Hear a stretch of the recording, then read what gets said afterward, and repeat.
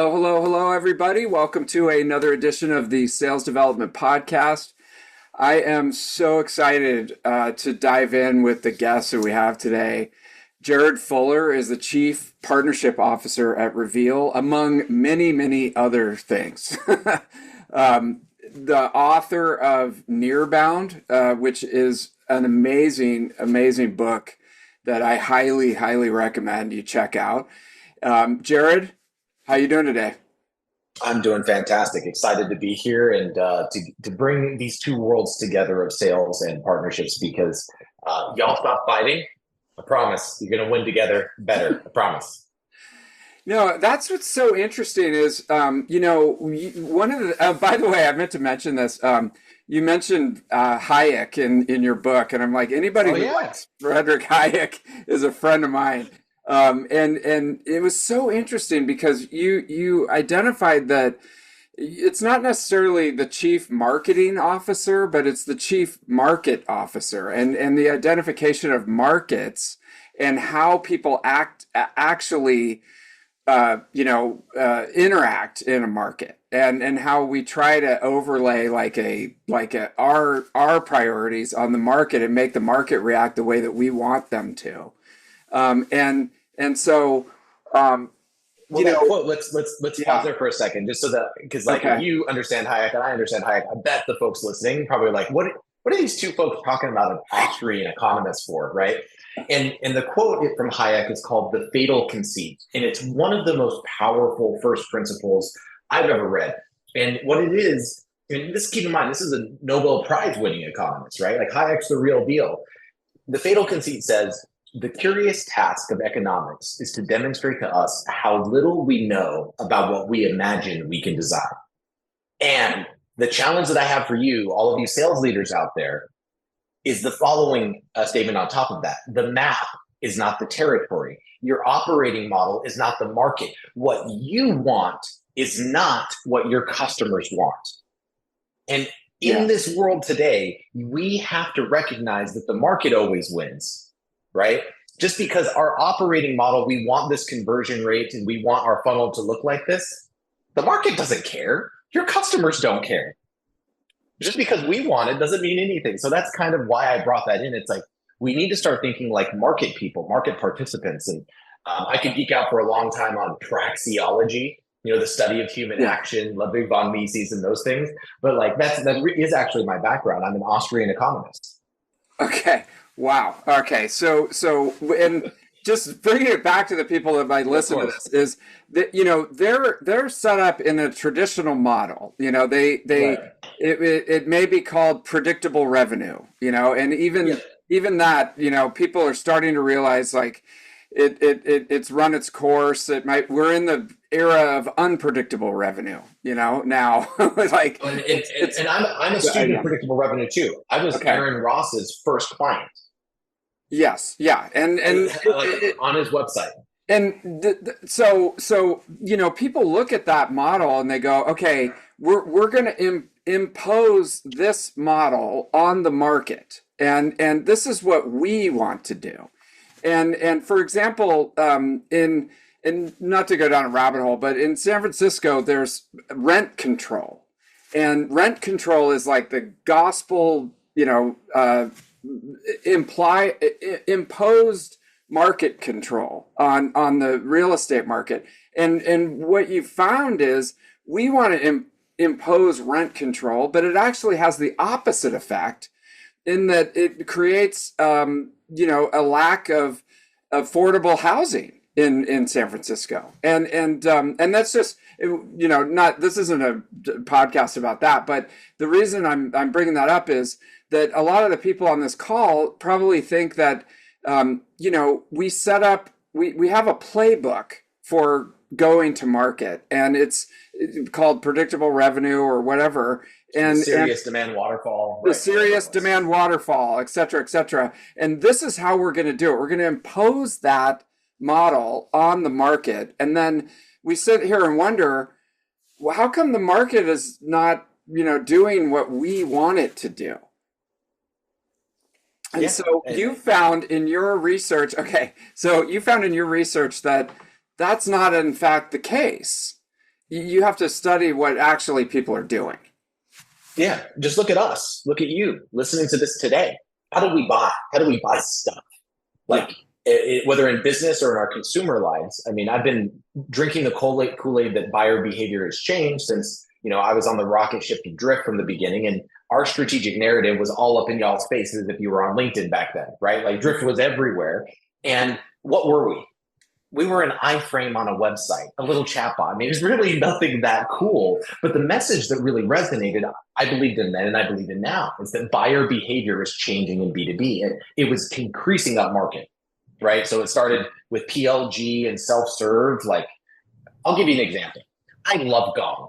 I love Gong so much. I love Udi. I love the team over there. I was just on a call with Udi.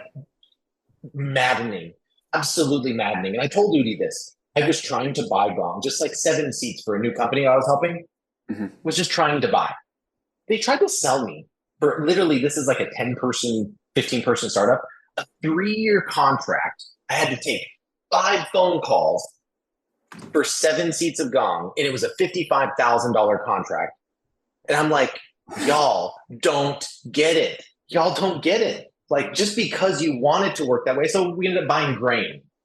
Right? Why? Because I could sign up for free and then boom, and they already have a couple $1,000s, going out a month towards it. But that's kind of my point. How we buy has changed, and we don't understand as actors in the market that we change the behavior of the people we're interacting with. And how we buy today, like how did I buy grain? I didn't buy grain by going to a review site. Why? Because every single review has 4.7 stars. It's like 4.7 star syndrome. I didn't go Google best call recording software. Why? Because there's so many. All of their content is good. All of their products are kind of the same. What I did is I went to someone that I trusted. Right? And that's how we buy today. When there's too much information, there's too much noise, there's too much data. One of my famous phrases now is trust is the new data. We go to people who've done the thing that we're trying to do. I hadn't implemented call recording for a new company since a long time. And I was like, hey, what's the best one for a startup? And asked one of my buddies. And I bought it immediately. I didn't Google. I didn't do anything. That's the who economy. We've gone from looking for answers to how we buy with how questions to asking questions of who. Who's done the thing that I want to do? Because trust comes from helping people reach their promised land. But paradoxically, we only trust people who've been to the places we want to go. That's how we make purchasing decisions today. We find someone who's done the thing that we're trying to do. Okay. So that's really scary to think about. I mean, for people who they're looking for like a playbook to how to go to market these days. So they should definitely get Nearbound because it's really, really good. And it's good. I have the audio book, so I've been like hanging out with you for the last week. So, I actually read the audio you book, read so it. you. Yeah. Yeah. And literally like Jared lays out, the what we're talking about right here in a format that's really easy to understand. But so this is very scary for people to think about, because how do you enter into that conversation and enter into the market, in a genuine way that's not like trying to impose the old model into this new way of buying that people do these days? So I think I'll make this tactical from how we open this conversation about the market to like, okay, what do you mean by that in terms of what I should be thinking? A good mental model or heuristic is this phrase called a watering hole. Where do your customers live? Where do your prospects live? They have existing relationships that matter to them. They have people that they trust, their colleagues, their peers, their partners, their vendors, their agencies, their consultants. Like, their influencers, the media that they read, the podcasts that they listen to, the events that they go to. That is a place that you need to live, not inside the walls of your company. So I often say, like, hey, don't just go to market, live in market. And I actually mean that. So for example, when I started Partner Hacker, which was acquired by Reveal, so it's kind of like Sales Hacker being acquired by Outreach. It's a good, analogy. Why did I start that? I started that to create the watering hole for GTM professionals, which is now known as Nearbound.com. So you're branded Nearbound.com, book, podcast, all of that. I did that to put people together events and then to go into all of theirs. Now, why would that be an important thing for an SDR or an important thing for a sales leader, etc.? If you haven't done, like, if you're not an expert on what your buyer wants and what they need, like, how are you going to be helpful? And that's a serious question. How can you help them? Again, trust comes from helping people reach their promised land. That's a knowledge problem. It's a big knowledge problem. I don't care how much product enablement stuff you've consumed. I'll put it this way. David, I was speaking to a room full of 200 CROs. And these are all folks that they are paid well. They presumably know what they're doing. And I asked the CRO group, I said, anyone in the audience, tell me who your buyer is. And someone shouted out, CIOs. I said, great. How many salespeople on your team have ever been CIOs? The answer is none. The answer is none. Yeah. So what right do you have to tell a CIO how to be a CIO, much less a better CIO? You have a credibility and authority problem that is implicit in the model. So what should you do? Well, you should understand the CIOs who've become better CIOs, your customers, their partners, their advisors, their influencers, their agencies, their consultants, their vendors. Who else is already doing business with them? And get really good at understanding the following. What challenges are my buyers facing? Where are they trying to go? And then who do they trust to help them get there? And that's not a hypothetical list. Let's get real tactical. Okay, how would I figure that out? Go talk to your top 25 customers. It's a list of names. Who do they trust? So talk to that VP of sales or that VP of marketing, the CIO, whatever your persona is, and be like, hey, I'm just trying to make sure I understand your world better, right? And actually document the people that they trust. And so, I listen to this, I read this, I go to these events. I trust these consultants. That I have these 2 agencies or these 2 SIs or these 2 whatever. These are all real relationships that exist. And that's where deals get done today, is by inserting yourself into where your buyers live and understanding their business challenges, their business initiatives, and who's helping them achieve their objectives. Got it. And do you find for like an SDR, for example, like they've just been in the company for a few months, and they don't know what a world is like of the CIO. They're just like, I'm a button pusher. I push a button and I send out emails and then I call people. Do you find that the company is protective of the customers and they don't want the SDR to go and talk to customers because it's like you might blow something or mess up the relationship that we have? Can they go and actually like talk to customers and ask them that information, or should they go through a different channel? Oh boy, I'm going to be probably politically incorrect here. I won't say anything. I won't cuss, but I'm going to be pretty politically incorrect here because I frankly don't care anymore. Like, I have no allegiance to the old model at this point. Show me a company where their conversion rates are increasing on outbound over time. Show me. I haven't seen one in years. It's a steady decline, and I haven't seen it improve. Now, Jocko Vanderkoy, you know Jocko, I'm sure. He came on my podcast and he said the scariest thing to me I've ever heard from anyone. He said, what's my advice to people over the next 18 months? Find something you're really passionate about that you can really care about. Otherwise, you won't have a job. That's what Jocko said. I mean, Jocko, I trust Jocko kind of a bunch. I mean, he's kind of a crazy, weird dance music, dude. He's out there, but like, what did he mean by that? What he meant by that is like, you need to actually have a passion for what you do. Like, you need to go care. And if you work at a company that they're like, no, you can't talk to our customers. Well, then what am I doing here? Like, seriously, what are you doing there? You have to have a passion for the space because you need these relationships. You've heard the phrase, your network is your net worth. That's actually never been more true than it is now.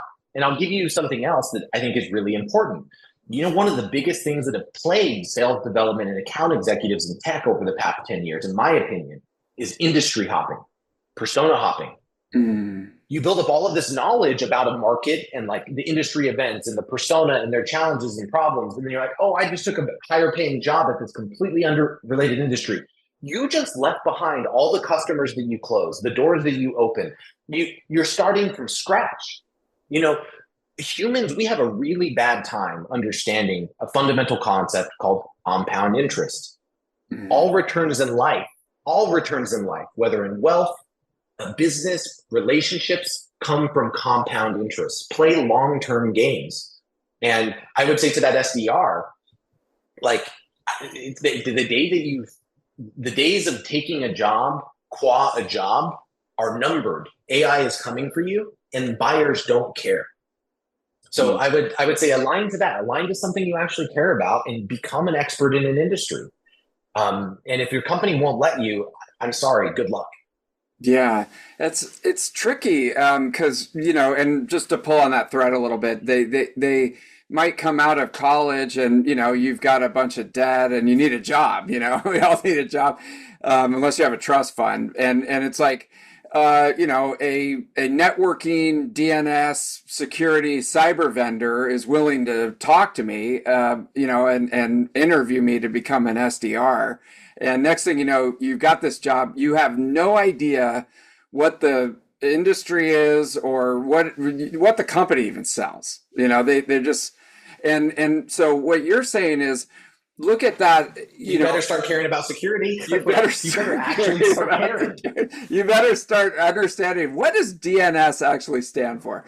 Right. If not, then you shouldn't be in that job. Because if you don't care and it doesn't do anything for you, you're probably going to be replaced anyways.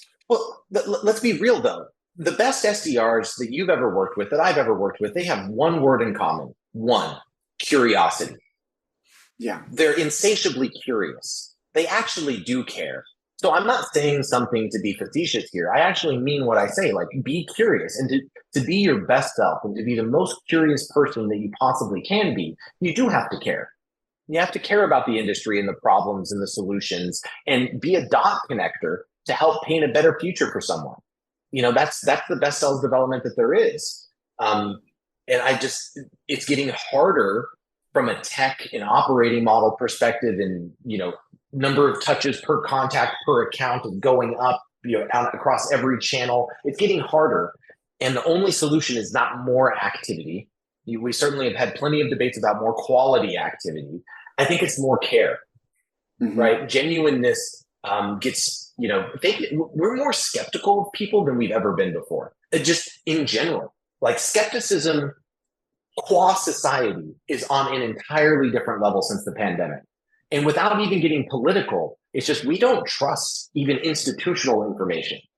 What was true in that entire crazy saga that was the past 3 years? I won't even give you my opinion, but we all know something's off. Something's off either direction, whatever side you stand on. And I think that's applied to business. We've been tricked by vendors. We've had renewals for software that came in, like B2B buyers, right? Like, I've had renewals come in. They're like, oh, it's a 20K contract. Wait, you're trying to sell me a 140K upsell? I have to talk to 4 people? Like, no, churn, I'm out. That's what's been happening, is that SaaS, we've abused our power in the ZERP environment, and that's created skeptical buyers. The political climate that we live in has created skeptical people, and we've receded into networks of trust. So the job to be done for an SDR is to go understand that network of trust. You can't be, if you're on the outside of it, it's simply being a matter of a clock. You're lucky if you're right twice a day. Yeah. And there's so much stuff there. I mean, and the old model is let's face it, it's getting diminishing returns, as you mentioned. And I won't name any names, but there's a big thought leadership company. It rhymes with partner.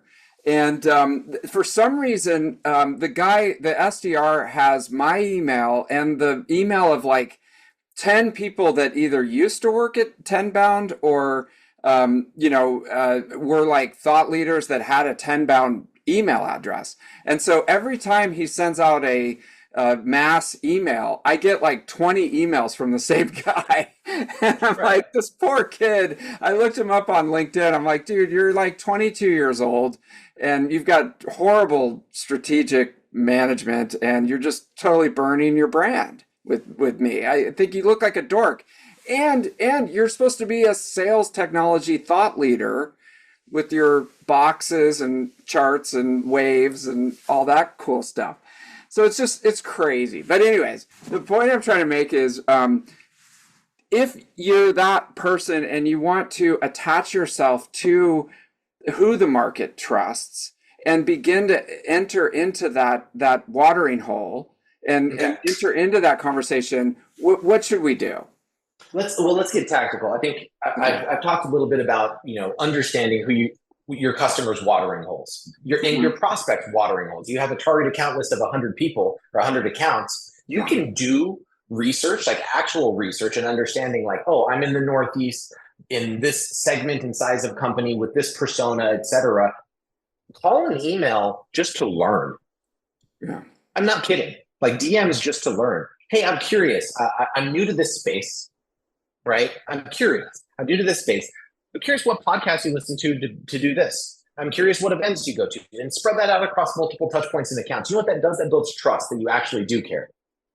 Listen to something, participate in the market so that way you can be an agent in the market. If you're not, that's what drives me insane about this whole market conversation we've been having, David. People don't understand that it's more difficult to be an agent in the market, someone that affects change, if you're not a participant. Mm. Like if you're not a participant in that market, the likelihood that you're going to be able to change it is very low. Now, I affect lots of CMOs and CROs and CPOs and how they buy because I'm a participant. I'm in these podcasts and in these conversations. I'm speaking at the events. I'm writing the books. I wrote 700 daily newsletters. I've done 100, 200 plus podcasts. I've done events that have hit 50,000 people. So I'm there with them. I'm a participant in the market so I can act as an agent. So I do lots of what you might call cold outbound. Mm-hmm. I do lots actually, but it's a little bit different. It was, hey, such and such, I was talking to such and such the other day. Your name came up about this. I'm curious. Here's this question. Or, hey, such and such, I was talking to such and such, got a crazy idea. You got 5 for me. I'm always referencing someone. And that's because of a previous conversation or something that I've learned. So let's get this tactical. If you own 100 accounts and 3 contacts per account or 5 contacts per account, here's what I would then first do. So I work at Reveal. I won't do like a product plug, but I think there is some tech here that's pretty cool. Is you need to understand the relationships, the partners, agencies, vendors that those 100 target accounts already trust, right?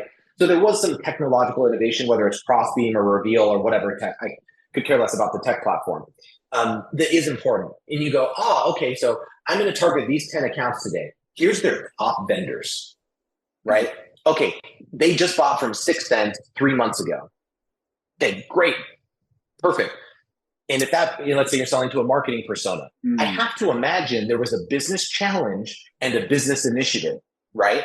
Yeah. So would it behoove me to go talk to 6th and be like, hey, just curious, I'm trying to sell into this account and this persona with this message. Saw that they bought from you 3 months ago. Does this align to the business challenge and initiative that got your deal across the line? And they might be like, oh, no. Like they're all in right now on a very, hyper-targeted event-based strategy with these 100 accounts. If you can't touch these 100 accounts for them, don't sell into the CMO. Oh, thank goodness. I need to change my messaging. I call that that's called the Intel play. And I'll give them to you. They're like the best things. It's the 3 I's of Nearbound sales: Intel, influence, and intro. So going around, what is Nearbound in a word? Surround. It's about surrounding your buyer with the voices they already trust and getting intel from them, and then being able to influence someone. And then, of course, the holy grail, getting an intro to someone. Mm-hmm. That's how you should triangulate and start. Like, intro is the hardest. It's not the easiest. You don't just go ask partners or agencies or people with influence for an intro. You can, but that's earned. Right? It's earned. Start with the intel play. Get intel. Be curious, to my previous point. with the vendors, partners, and people they already trust about the buyer you're selling to. And I'll give you a perfect example, like from Drift, where I was at prior to starting Partner Hacker. The CFO's son that was one of our top AEs. Now that's a hard persona. The CFO's son, top AE, Derek Kelleher. Shout out Derek. Derek hated partners, hated with a fiery red passion. And I was like, I cannot get this guy to use partners to save my life. He's just blowing through accounts, ticking people off, or closing a deal. Like he either jived with someone cold and would get them on a call and he'd sell them, or they would be like, I hate you. He just had that Boston personality. And finally, I was like, look, here's all of the data on the accounts that I've already bought from Marketo. Just you're selling big six-figure deals there. Just go ask them about the procurement process. That's it. Yeah. And Derek ended up reaching out to Marketo, right, Intel. And he's like, oh my gosh, I was going down a rabbit hole. This person has no budget authority whatsoever. Procurement wants me to talk to this person and he's like, okay, I get it now. They don't have to get involved in my deals, but now I have more intel that I could never get from their social, their website, their blog, right? Partners have business challenges of your customers and business initiatives and the process that goes behind it. So I think the intel play, especially for self-development, is a massively underutilized one, and make it easy for people to help you. So I'll pause there. Okay. No, this is so interesting because I'm thinking back to some of the best salespeople that I've ever worked with when I was in the corporate world, and they would just sort of do this naturally. They were the internal connectors of the industry, and the very rigid, like, Prussian style of sales development was make 100 calls. You got that. Thanks.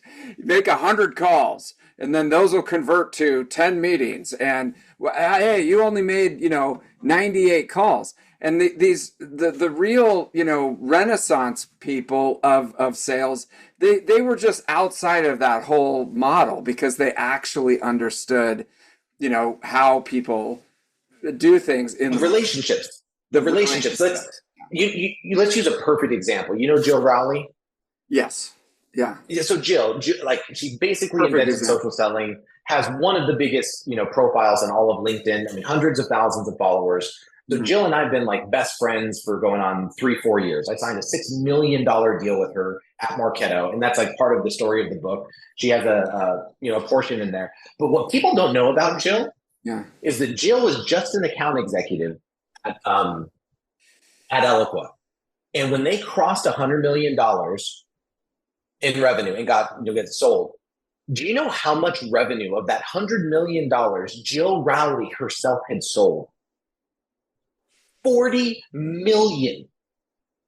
I've never heard of this is an email from the CFO of Eloqua is like, wait, I've never heard in the history of business someone that's done 40% of all of revenue in a company doing 100 million in sales.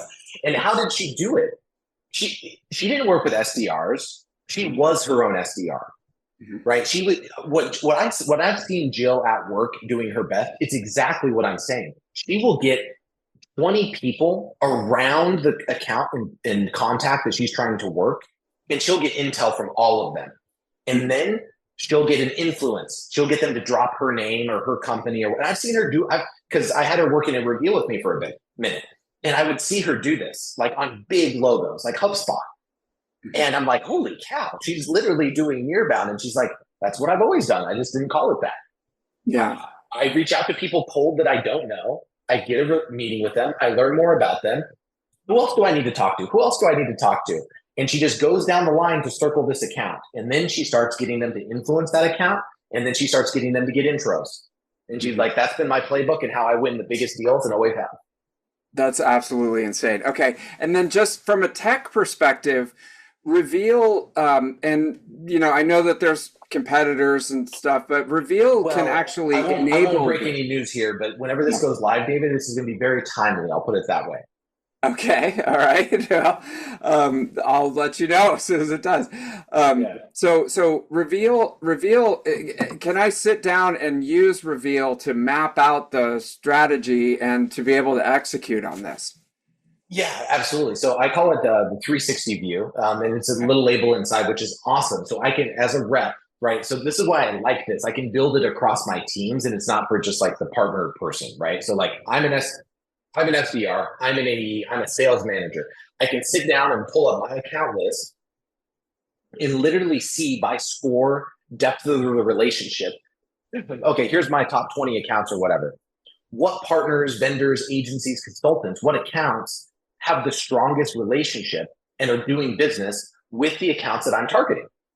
And just having that for the first time is like wild. But it gets even better. We'll even show you overlap of roles. So for example, you can see like, okay, I have 5 contacts in my CRM, right? They have 50, they have 500. And then I'll even show you who are the deal influencers. So which of those roles were actually on the opportunities that they closed won. Wow. So I can see like, oh, wow, there's a totally, like I'm selling into, I'll use the marketing persona for a second since I was on that kick. I'm selling into demand generation, very similar. There's an integration partner that I have, and it's like, oh, they were 100% connected to ops, right? Their deal influencers was the VP of operations, the revenue operations manager, all these people in demand gen. Yeah, they're shared contacts, but they weren't on the op. Okay. Very clear that I need to be more centered in that direction. That's just intel you would never get anywhere else. And it's good to know. So that way you can reach out to that partner. And here's another tactical tip that I think is awesome. Get really good at being helpable. What do I mean?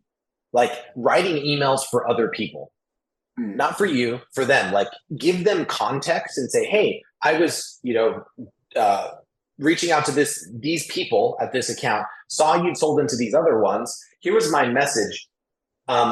Quick question. Does this message validate the connection between demand generation and ops? Like, is this something that would resonate, you think, with your account? You know what's crazy? People respond to those emails. Like another account executive that closed that deal 6 months ago would be like, oh yeah, totally. That's exactly what you need to ping. And actually, you know what else? Don't send it to her, send it to her. Like it's wild how like if you become helpable, people will help you. But if you just ask for help, you'll never even get a response.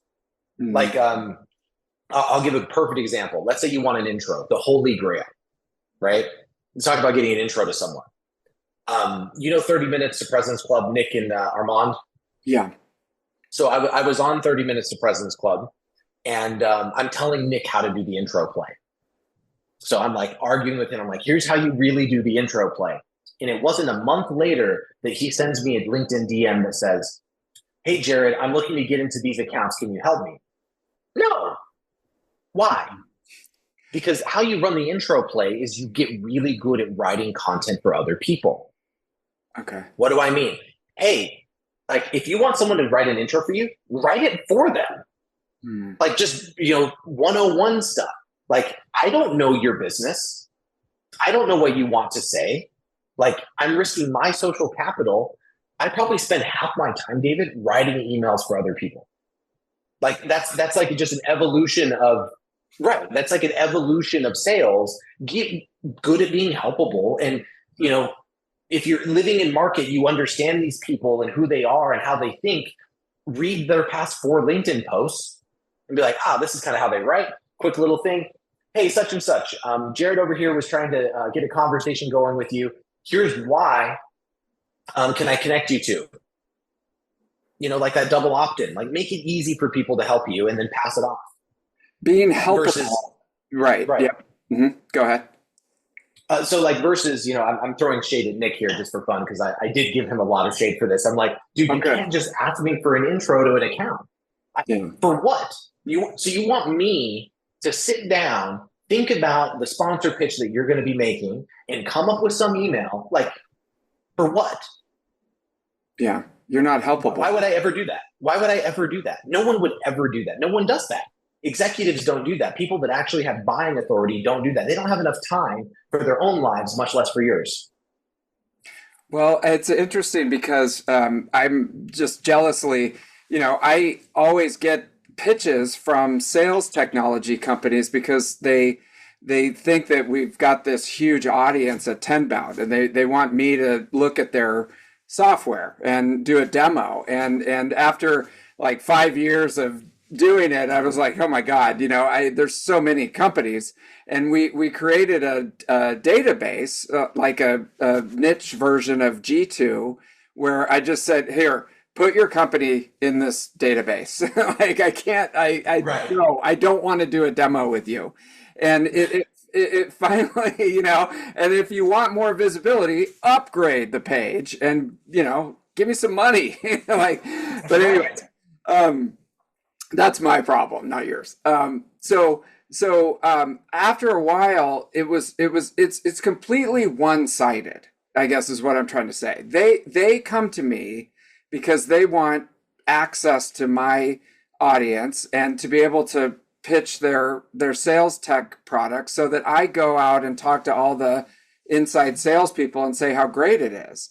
And I guess what would be a better approach to them? I mean, I would love if they came to me and said, hey, I want to sponsor your podcast, or I want to, upgrade my directory page, or, here's some money, like partner with me. But what would be a better way for them to approach me in adding value somehow to what we're doing? There's two answers to that question. There's Okay. like the SDR answer, and then there's the leadership answer. The leadership answer is doing what I'm doing, right? Like I live in market. I'm not just Yeah. some, puppeteer trying to mess with my operating model at reveal. Like I actually go on tour. I talk to customers. I write about it. I write the Oh, plays, and yeah. then I come to you and I talk about them. And I'm like, I could give you an example after example after example of me getting my hands dirty inside of a customer's account with my hands on the wheel of actually building a Nearbound account list and writing emails for other people, like with an SDR, with a sales manager. This isn't hypothetical. I'm doing it. I'm living in market. Yeah. So I can come on your podcast and I can talk to you because I've actually done it. This isn't some like hypothetical thing. So at a leadership level, if your leadership can't do that, good luck, is my opinion. Like good luck. And then as an SDR, listen, right? So if there's someone trying to sell you, like they need to be a participant, right? To be an agent. They need to be like, hey, I've been listening to this, this, and this, and there should be some value hypothesis. Like getting good at like creating deals, so to speak, like partner type deals. It's so easy, and people don't understand it at all because they're typically just selling. They're not trying to create mutual value. Like, Yeah. so I had a media company, a podcast before I, was acquired, similar kind of thing. And what I would do is I would do value adds instead of just saying like, hey, can you introduce me to your, audience, etc. I would go to, instead of vendors coming to me, what I would do is I would create unique things like virtual events. We did the PLX Summit. Mm-hmm. And it's partner led everything. 5 days, 100 speakers. It had its own soundtrack. I did the Nearbound Summit. I got Harry Mack, the best freestyler of all time. Like these weird, wild, crazy things. We shipped workbooks, like these summits and events. We shipped workbooks to thousands of people to where they could watch this remote event and actually take notes and see the speakers. And just you have to create something that's kind of different that is a partner value proposition. And I think just otherwise it's just a straight up sponsorship, right? Yeah, exactly. And it's like, dude, I don't want to take another demo. Like there's like 2,000 sales technology companies, and I don't know. That's why I created the directory, because it was like it's just too much. I mean, and I don't have enough customers or enough of an audience to be able to tell them about this. For example, I went to the RSA conference recently, which I'm sure that you're familiar with, and it was here in San Francisco. It was it was at the Moscone Center, the main, convention center in San Francisco.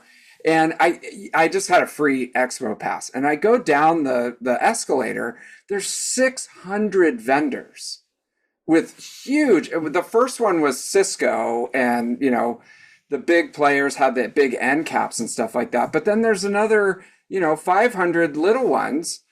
How the hell do you even if I was a CTO or something and I went to RSA, how the hell do you even start? It's too much information. That's my point. It's too Okay. much information. There's too much. And what do we then do? We default to people that we trust, Yes, we're right? going all the way back to if it, I, and that's why there's all these dinners popping up, of Yep. here coming. If you're like a CMO in San Francisco right now, you could eat a All you do steak is dinner dinners. every night. Yes, It's exactly. almost like a played out tactic, but that's why people love these dinners because it's 20 people. You eat a steak, have a martini, and talk, and trust is built to some extent. Here's a perfect example, actually. So I got played out in one of these things. So I went to a dinner in New York with Sales Assembly. So shout out to Sales Assembly, whatever. And they got me there. And there's like 25 CROs and a couple CEOs. And there was a company called Capchase. So they do like, it's kind of cool. It's like I'm doing a plug for them right now. See, where they do factoring for deals. So if you're selling like a 250K, a million, multi-million dollar deal, the client can pay monthly and you get all that money up front, like on a 2-3 year deal. So it's kind of cool. It allows you to like close deals you otherwise wouldn't. And I use them to close a deal. So the CEO is up there giving his pitch, right, Gabe? And I was like, and he's, English is a second language. Miguel, he's amazing, but like it wasn't the best sales pitch. He's the CEO. So I raised my hand and said, hey, actually, Miguel, I want to say I just used Capchase to close a deal. Now, what do you think happened? Uh, Everyone in that room cared about that way more than what Miguel had to say, right? yes, yeah. And I did the same thing with Will from Lavender. So like Will, one of the founders at Lavender, and I was like, and I pointed at Will and I was like, Will, what do you think about Nearbound? And he's like, it's the shit, like Okay. he's calling it back out. And he's like, I love Reveal. Like we just started using them at Lavender and we just did a partnership with HubSpot because of Reveal. And then that's what generated all the buzz in the room.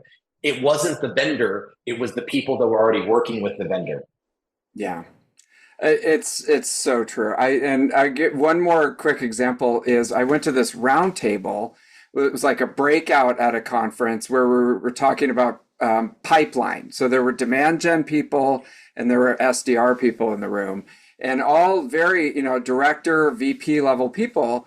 And at one point it was, hey, what are the top technologies that people are using these days?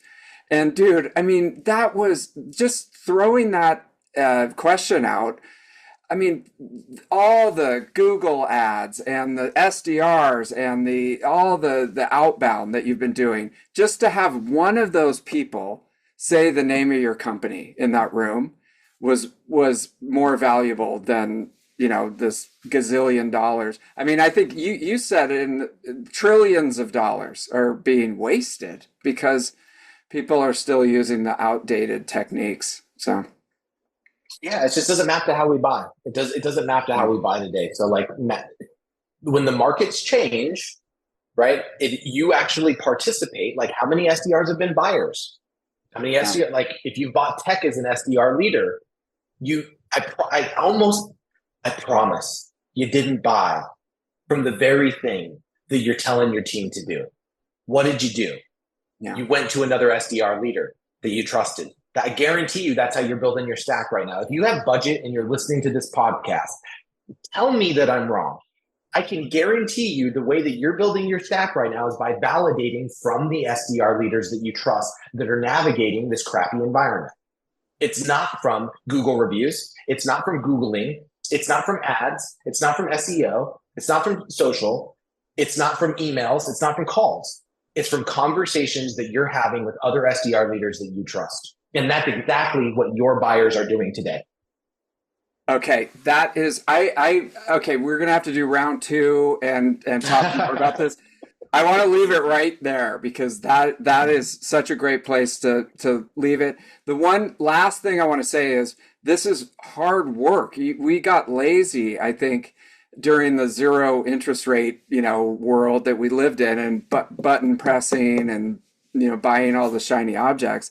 I think what differentiates someone like you from the 100 other people that are thought lead or I don't know, doing what you're doing is I can tell that Talking you heads. work. What's that? Talking Talking heads. heads. Talking heads. Fellow talking head here. You work really, really, really hard. And I can tell that by what you're describing. And the best salespeople and marketers and stuff, they work really, really hard. And that's why they're successful. So I was the number one AE at Reveal whenever I started for a quarter before I took over the sales team. I'm not kidding. you can't I phone said it in. I'm gonna beat all of you, and I'm gonna show you how to do it. Yeah, yeah, And that's nice. not to brag. It's to like you got to help people, and that means getting your hands dirty. So like real leaders, stand up, get your hands dirty, go figure out what actually works before you start telling your team what to do. Be in the market. Jared, thank you so much for coming on the show, sharing your wisdom. We'll put links to the book and to Reveal and make sure that everybody can continue the conversation with you. Thanks for coming on. Absolutely appreciate it, y'all. Thanks, David.